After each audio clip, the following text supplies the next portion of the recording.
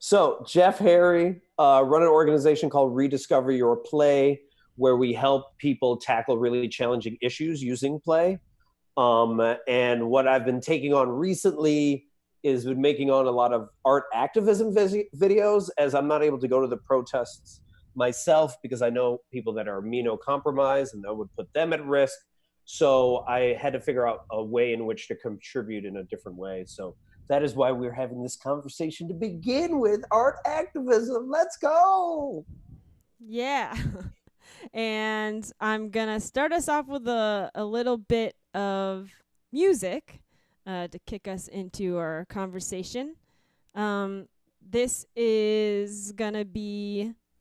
I'm just going to take a suggestion of an emotion that anybody has been feeling this week.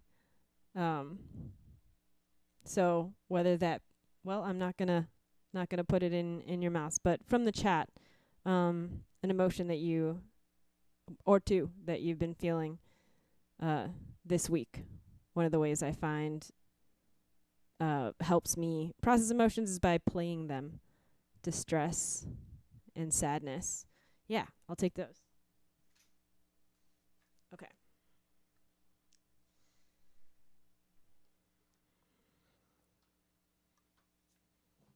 So we're just gonna do a little soundscape here.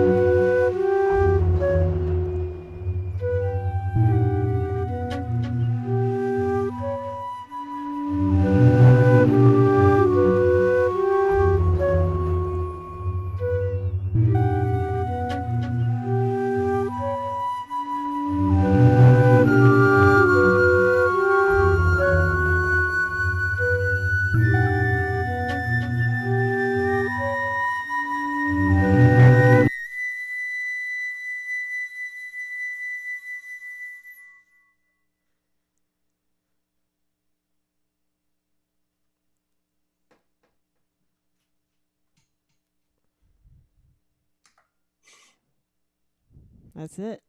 That was awesome. Thanks, Jeff. Whoa, I did not expect that. Me neither. Whoa. I don't think I've ever played anything quite like that before. Yeah. I want to do more of playing negative emotions because, like I said, it's a way that really helps me process them and, feeling a lot of them during this time, and I know that a lot of other people are too. Yeah. So. All right, so leading in,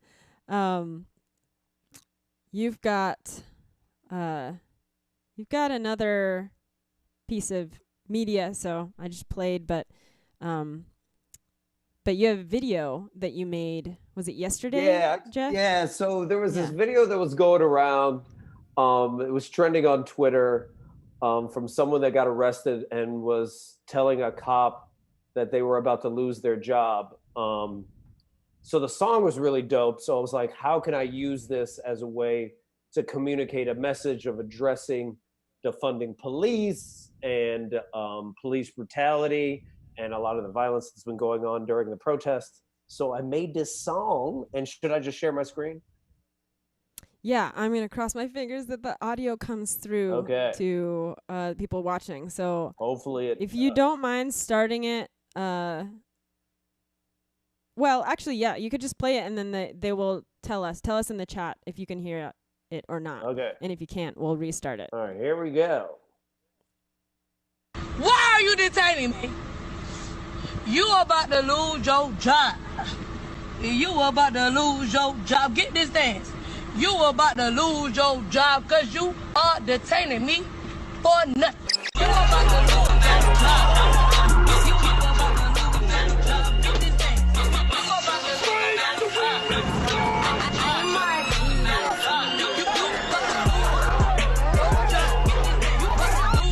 your job. Lauderdale police officer has been suspended this afternoon. I knew that I had only one option, and that is to terminate the employees.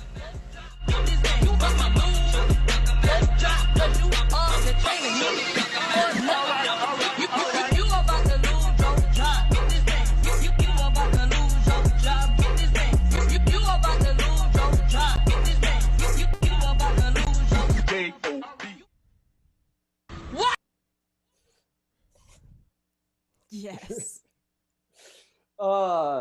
So I made that video, or I was motivated to make that video because there has been a lot of discussion in the last just 2 to 3 days where they were pointing out the amount of the budgets of a lot of these police departments for cities and how they are so exponentially higher than all the social services combined for the city.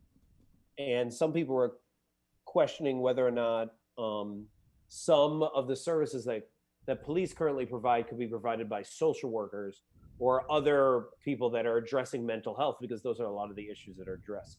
So I was like, how do I do that in a creative way that's less than a minute that I can post on Instagram and on TikTok and on LinkedIn and on Twitter? Yeah, so I make ridiculous videos like that. And that is such a skill to condense a message down into less than a minute in a way that actually, like, people look at that and they're like, oh, this feels good to watch. Right. You know, there's so much, important and needed content that's being shared that it feels really bad and uncomfortable to watch, but we need to educate ourselves. But this is another way. Like, I loved watching that, and it felt like hopeful. Yeah. You know? And I try to be very careful too, because even how I cut the video is I don't want to show too much of the violence or the actual attack. I more so want to focus on the police or the person that's actually doing it. Because I don't think all cops are bad either. I think it's just a messed up, systematic, racist system that then you're forced to feed into, whether you're a good cop or you're a bad cop, right? Like, but I've made other videos. Like I made a video when Trump, gassed a bunch of people so that he could actually go to the church, and he had spoken early, I think that day, but had used the words a lot, law and order a lot. So I spliced President Snow from the Hunger Games and Trump and tried to set up the speech because it looked so alike. And I was like, I can't be the only one that thinks that Trump sounds like President Snow. So I do a lot of these things. And before, I would just make really stupid videos of me, like, going to the fridge way too often during the quarantine. But when this stuff popped up, I was like, yo, I can't continue to make dumb videos. I got to do something that I feel speaks to me and contributes, even if I'm not on the front lines, like many of my friends that are. Yeah, and I saw most of the ones that you're talking about. I saw the President Snow one, and also a bunch of your funny videos during quarantine, and they actually, I mean, we're probably going to talk about this later, but they actually both serve this positive purpose, right? Of, yeah. So, like a few days ago, I was thinking, oh, I don't think I should live stream. I don't think I should just play my music this weekend because it's unrelated. Or it's like not directly addressing issues that are happening. And this is before, we decided to have this conversation. But talking to you, I actually realized that stuff is useful in and of itself, like the funny videos of everyday experiences. Yep. And what resonates to me is this tweet by, I think her name's Lintastic, where she said, like, resistance is not a one-lane highway. Maybe your lane is protesting, maybe your lane is organizing, maybe your lane is counseling, maybe your lane is art activism, maybe your lane is surviving the day. Do not feel guilty for not occupying every lane. We need all of them. And really, like, the main message is that you just show up. However you want to show up, you show up. So if like your lane is someone else is going to protest and they come back stressed all day and you're simply there to listen or check in with people, that's fine. If you are really good at making people laugh and you figure out a way in which to do that during like this really stressful time where it's both the pandemic and the protest, that's fine. Like, and if you want to create something because something's like speaking to you and it keep whispering to you, like, make this, create this thing, then do that. It's just like, just do something. Just create or do something, because what was it, the quote? The best way to combat despair is through action. So it's like, how do you want to show up during this time? And like a key thing is the reason why I bring up how do you want to show up during this time is they said, I think just 2 days ago, there were marches in like 50 different states and 18 countries, which makes it like the largest civil rights like protest ever. Not to mention the last time there was this many protests in cities across the nation was like 1968 when MLK was assassinated. So like, this is a historic moment. How do you want to look back 5 or 10 years from now? And how do you want to look back of that moment and how you showed up? So just figure out how you want to show up and then just do that. And if you don't know, then say you don't know, Yeah. Yeah. But even saying you don't know is an action. Yeah. It's more than like just thinking it and not expressing anything. Yeah. And one thing I also realize about the art, like we're talking specifically about art activism, and that's a lot of external activism of expression. But there is another and even a more challenging way of addressing, this time and racism, because a lot of this has to do with the powerful and the powerless, and privilege and not having privilege. And at the same time that you're doing a lot of like expression, there's a lot of internal work that all of us can do as well, of like, what privileges do we currently hold? How do we currently benefit from this power structure? And how do we not? And actually acknowledging that for ourselves. When you're doing a lot of that internal work, it also helps your more expressive work as well, because then you're actually going through the process. And if you're documenting this, whether through TikTok or whatever, podcasts or whatever, however you want to document it, it's actually freeing, because then people are seeing you call out your own hypocrisies that you have or ways in which you've acted, and then they're like, oh, maybe I have that too. So then you're giving permission for other people to also explore. And that's my whole play side of me, is just like, how do you play so that you can give other permission for others to play? Yeah, I love that. And I love the permission for others to explore, to play, to express. I thought like a week ago that posting on social media about like current issues was just virtue signaling. Like I was like, maybe I shouldn't, but you have like a really compelling explanation for why actually it does something. Like you are influencing your small circle, or maybe even somebody who you don't even know who looks at every one of your posts and is inspired by that. Can you say a little more about that? Yeah, I think a lot of times we don't want to show up because we think nobody is listening, right? It's like, I'm posting, like, I don't get any likes, or I don't get any retweets, or whatever the reason, right? But I think a lot of time, like, imagine if someone is waiting for you to show up so they can show up. And until you create the thing, your thing, whatever that is to you, they can't actually believe that they can create as well. So if everyone was to simply own onto that truth, which has probably been proven many times when you've done stuff in the past and someone comes out of the woodwork and is just like, wow, I'm so happy that you did this. And you're like, who are you? I don't even know you. Or, wow, I haven't heard from you in like forever, Sam. I don't even know, you were even listening to me, man. We haven't talked in 20 years, Totally. Like, you have that power. That's your superpower, right? Like the thing that has been itching inside of you. I talk about this a lot, of like your inner child is constantly telling you, the cool things that you should let yourself out to really express yourself.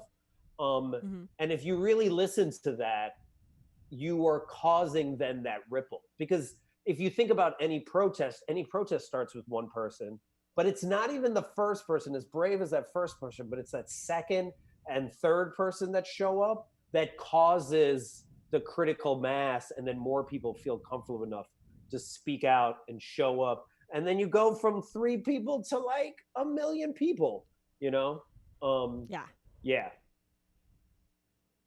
Yeah, that's just like really, really inspiring to me. And yeah, I was never a social media person as far as like my inner emotions or political thoughts, but that right there is like why I've started posting a lot more, and I can only hope that those random people that I don't know are being influenced by it,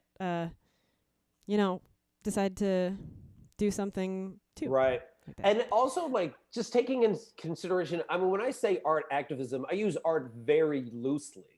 My friend Reema Seal, who was like a professional like a dope organizer for many years, organized a lot at the Oakland airports, eventually left organizing and opened up a restaurant, but used her restaurant and her food, her Palestinian food, as a way of doing food activism, talking about like, all the atrocities and how food brings community together, and she and her staff will be out there feeding a lot of the protests that were happening in the Bay Area. This is way before like this happened. She's been doing this for the last decade, and really becoming, because food activism is now something that is really much more powerful.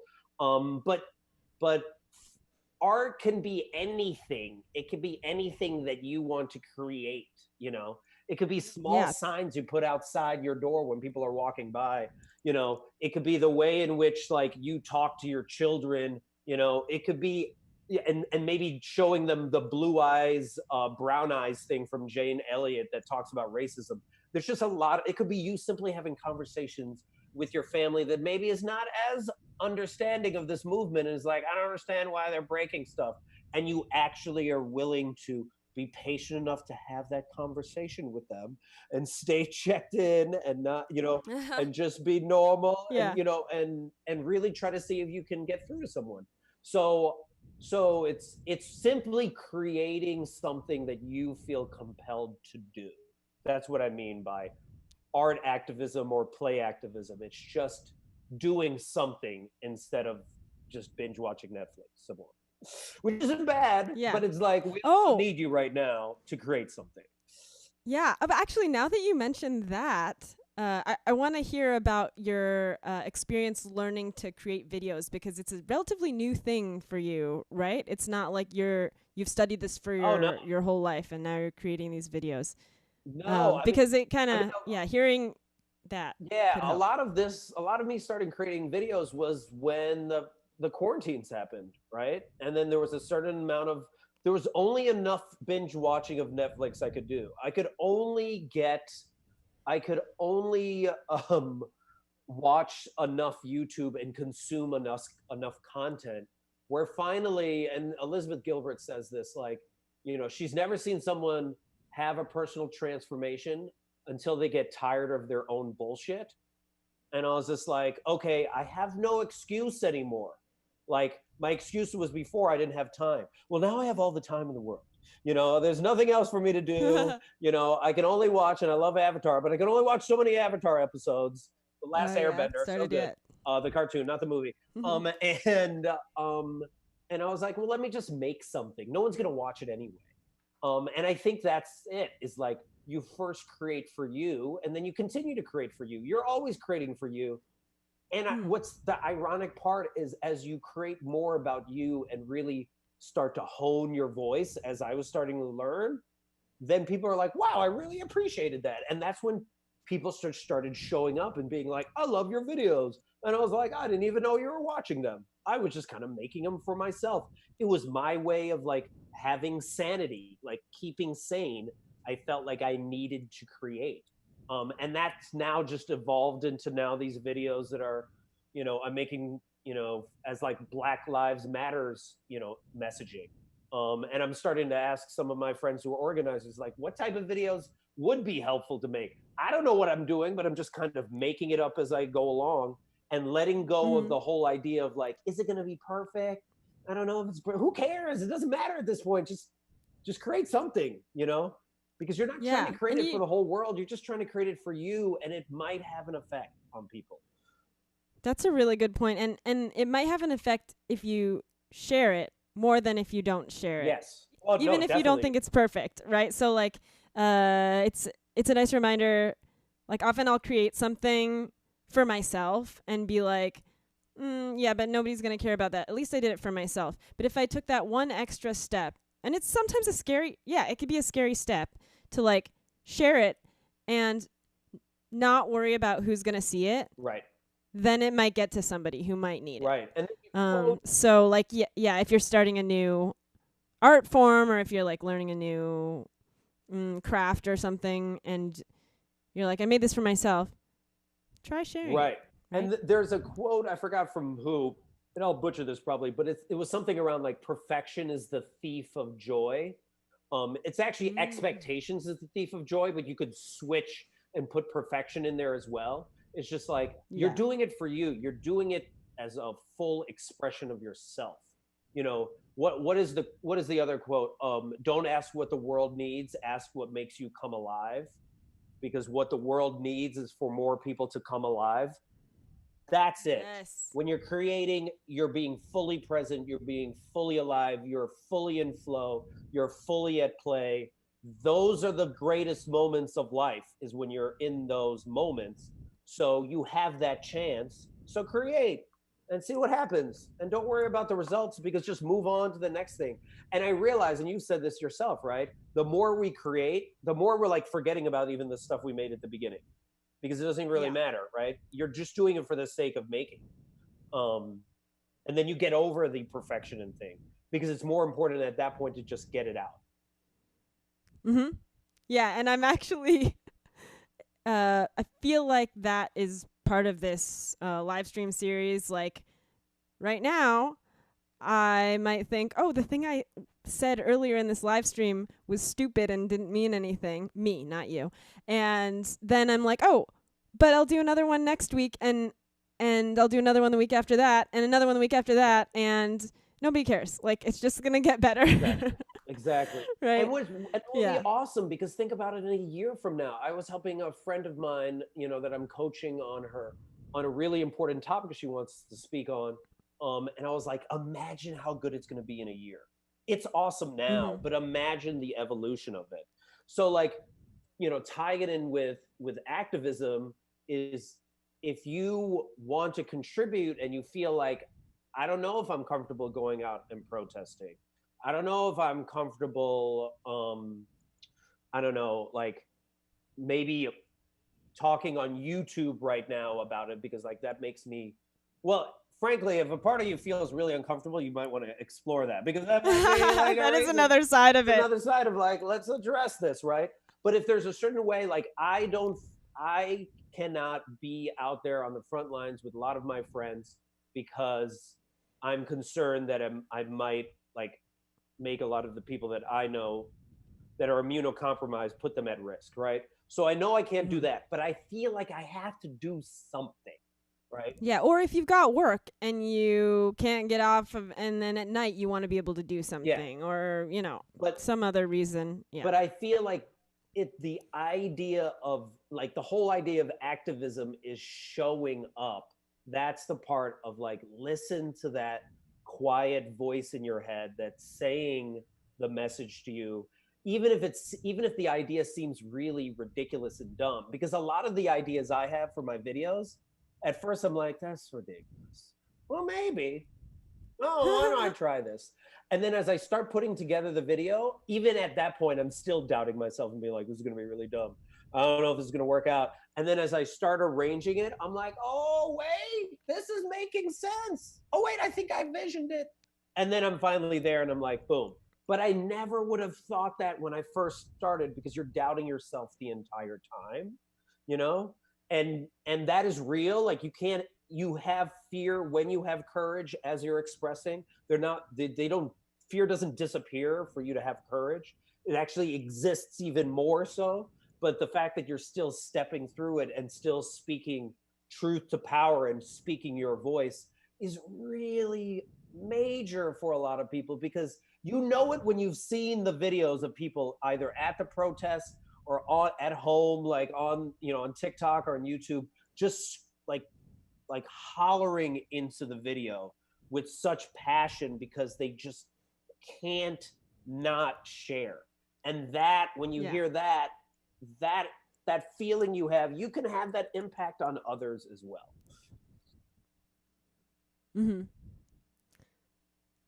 We had a request in the chat to see the President Snow video. Is that something that you could screen share? Of course, I'll put your Instagram handle, Jeff Harry Plays, right? Yeah. In the chat. Let me go to that. So people can follow you. Oh, sorry. Let me share that. I actually like this video. This was a fun video. Okay, here we go. Tonight. Let me pause that. There we go. And I'll move my screen down there. Tonight, I address all of Pan Am as one. I am your president of law and order.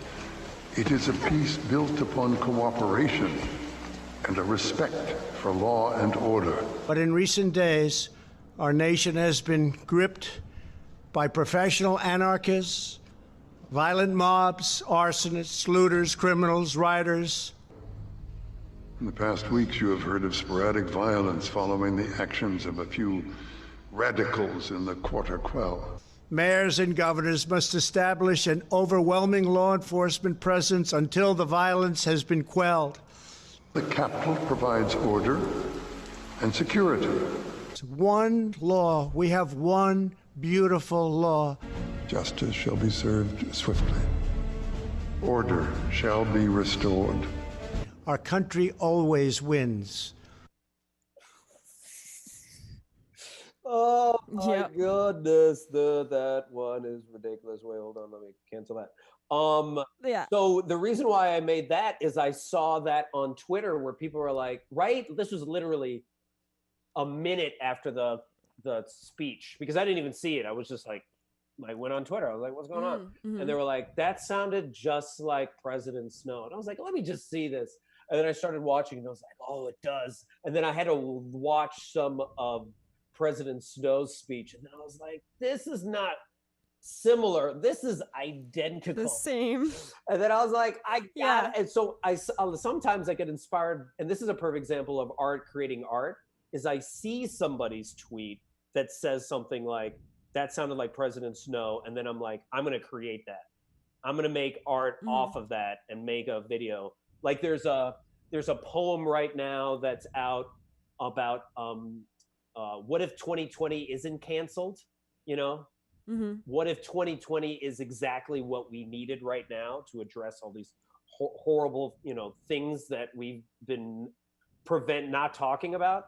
And I wanted to take that poem and make it into a video, and then say the poem underneath clips. So like, I don't know if that is going to resonate or not, but I'm like, all right, you know, it's an inkling of an idea, and then all of a sudden it becomes something. Yeah. And it, like, we're consuming so much right now, and people need to consume in different types of, in different forms. And so, like, you taking this poem and turning it into a video is gonna bring it to people who are, like, who need to see that video more than they feel open to, like, reading a poem and, you know, interpreting it themselves. Right. Also, the President Snow video makes me think of what you said earlier about Netflix. There is a way in which watching Netflix could become activism in one of these lanes, actually, because, well, I don't know if The Hunger Games is on Netflix, but watching movies that educate ourselves about like aspects of racism that we don't recognize. I specifically am unaware of a lot of the challenges that Black Americans go through, like, on a daily basis, but just watching Moonlight and Get Out and 13 by, I haven't seen that yet, by Ava but DuVernay. Oh, it's such a good movie about the police system, like the prison industrial complex, and the and also there's a movie that just came out, I think it's called Just Mercy, which is about civil rights and really about someone, you know, being incarcerated that was not guilty, but they made it free this week for people because they want that. It's so important to get the message out. So you're absolutely right too. Part of that activism is also educating yourself and owning what privilege we do have, right? And then being like, how do we want to change that power structure? Yeah. Let's get. I'm gonna play another song, and then we can talk a little bit more. So this one is gonna be an attempt at a cover that so it's a draft, a chaotic draft is what I call these when I just work on it this morning, and maybe some other time I'll make a video that's more polished about it. But this is a song by one of my favorite artists, Janelle Monae, who is a queer Black woman, and it's Pride Month, so I specifically want to start, like, including more of the, like, Black trans lives matter, LGBTQ plus stuff in my frame of what I'm learning and focusing on. And so it's like a very, very small start to cover a song by a queer Black woman, but it is a start. All right. Let's see.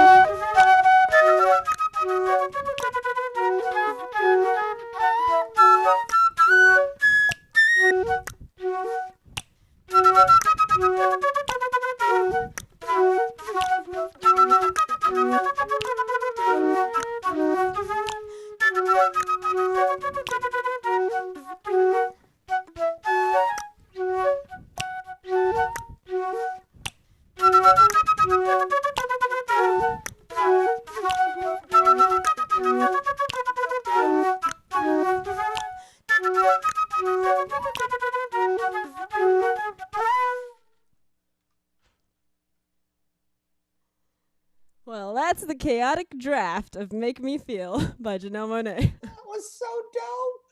Oh, that was dope.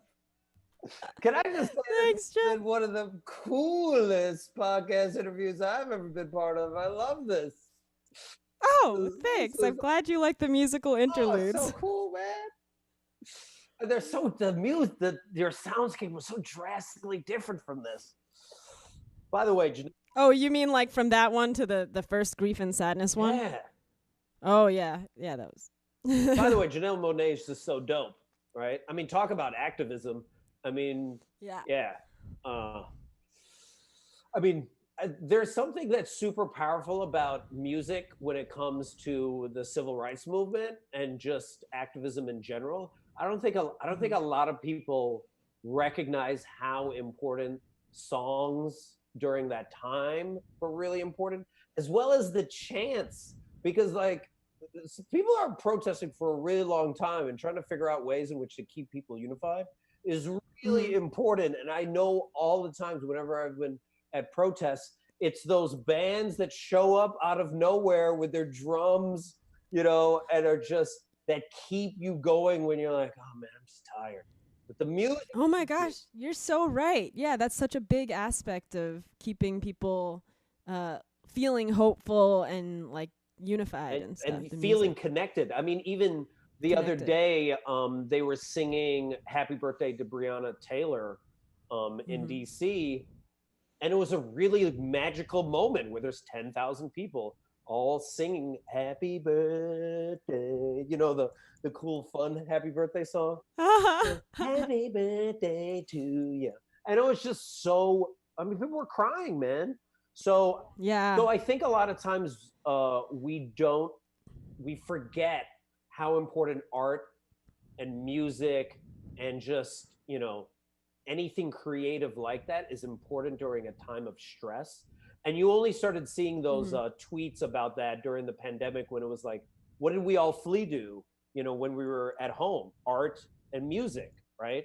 Yeah. And creation That's and a good movies point. and Yeah. all this stuff and this is the stuff that we are defunding and things like that, when actually it's the stuff that really keeps it going.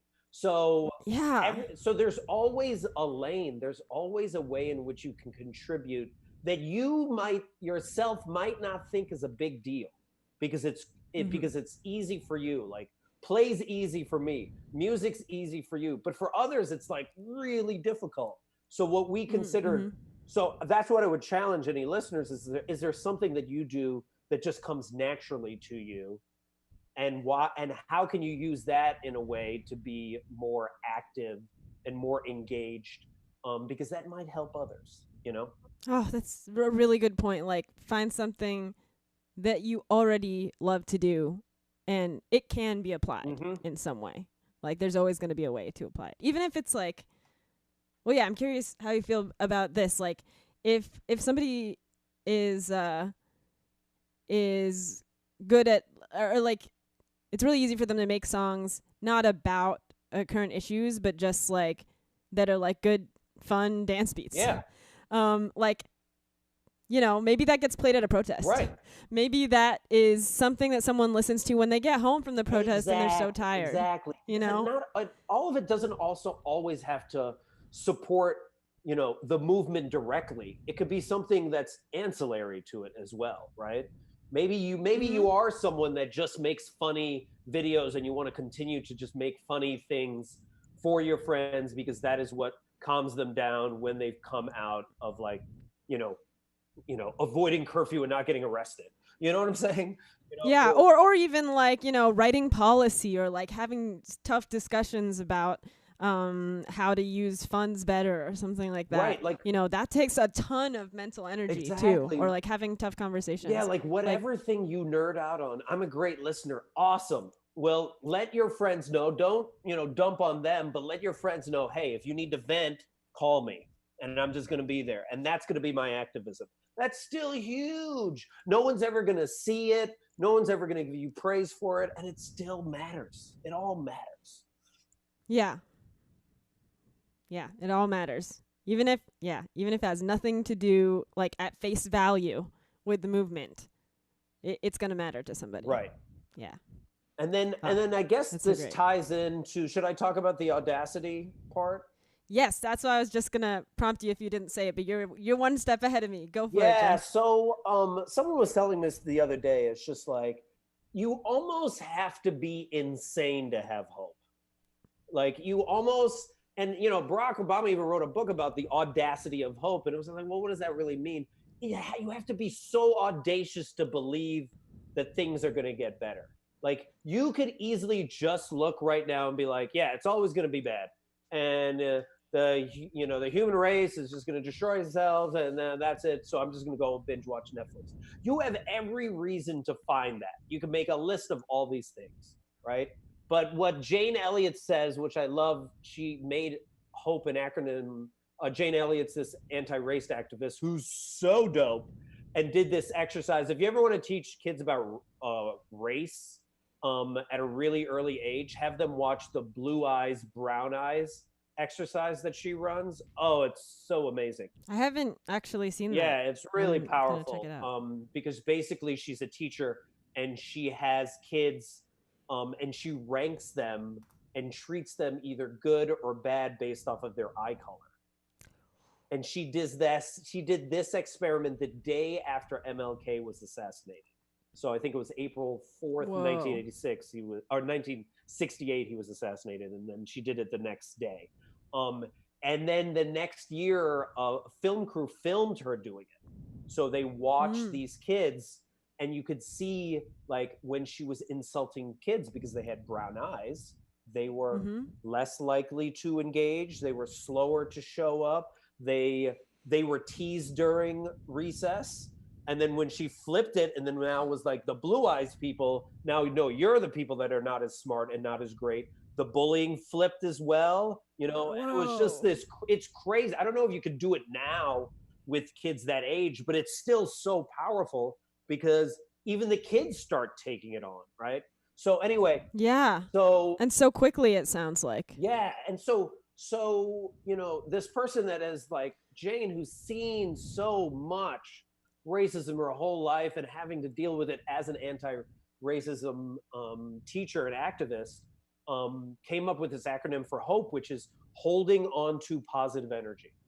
Like, really, that's all it is. It's just you believing, you know, in the face of all this uncertainty, in the face of all this racism, in the face of all of this corruption, and greed and all these bad things, for you to still have hope is a really powerful, like superpower in many ways. It is a superpower, totally. And when you are in a movement and when you're walking in a march, like there might be 1 million people in DC right now, that you start to feel more hopeful because you're like, oh, there are other people like me here.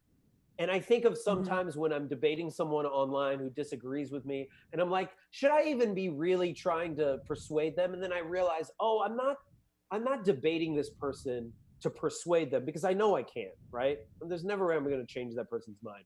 But I am showing up so that other people know that someone else believes what they believe. And that is the powerful, hopeful ripple that we want. That's why it's so important to have this audacity for hope, because that's all we have, right? That's all we have. Yeah. So we mind. And It sounds like go ahead. Sounds like faith. Yeah. Sorry. The way that you're talking about it also sounds like faith, because it's like, who knows like how long it would take to really equal even the playing field. You know, somebody asked me that, my friend asked me that point blank yesterday, well, how long would it take really? And I was like, I have no idea, but we still got to try, right? Yeah, who knows? But that doesn't mean we shouldn't still invest time and energy into it. It's kind of like a cathedral. I use the cathedral analogy a lot, where like, you know, well, I want to see the cathedral done. Well, you're not. You still can help build it, though. You still can help build it. And I think a lot of us like really are so analogy. Like, I want it and I want it now. And maybe you're going to be able to get some of this stuff now and still keep building the cathedral, keep going. I mean, in many Native American tribes, they talk about when they plan stuff out, they think about what their elders would have said thousands of years ago and what their elders of like 1,000 years ahead. And like, that is like, you have to think that like that and still continue to create. I don't know if any of my videos make any difference whatsoever. I don't have any answers of like, what is the, like, if we're going to be able to solve this, but I still should create nonetheless, because why not? You know, that is how I can contribute my hope to the world. That is awesome. And I'm being conscious of the time, but man, I just could keep listening and talking to you about this forever.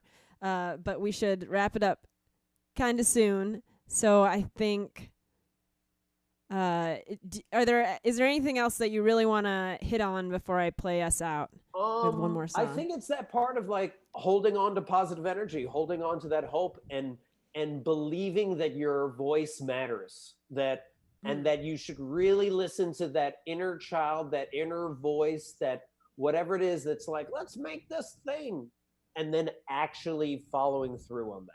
Like, be brave and show up. If you see all these other people being brave and going out there and protesting and you feel like you can't do it in that way, be brave in your own way and show up. No matter whether you know the outcome or not, because you won't. Exactly. Yeah. Awesome. Thank you, Jeff. Okay, for the last one, let's do a transition in the spirit of Audacity of Hope. Let's get some more emotion suggestions. And I'm gonna combine a negative one with a positive one and kind of thread them, do a transition there so we can leave with that feeling of hope. Sweet. I mean, we already would because of the statements that you just made, but I'll just do a musical tag to that. Do it. Yeah. All right, let's see.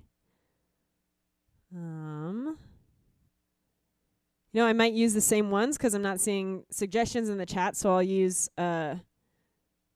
just use sadness and then go to hope. Yeah.